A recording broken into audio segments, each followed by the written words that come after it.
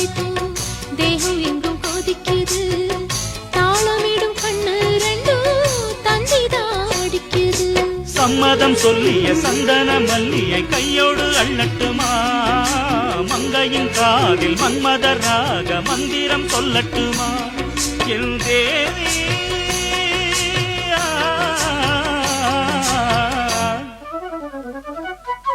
சின்ன பொண்ணுதான் வெக்கப்படுது அம்மா அம்மாடி.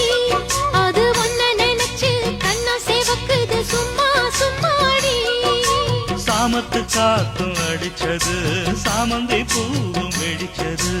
ஆனந்த வாசம் மணக்கு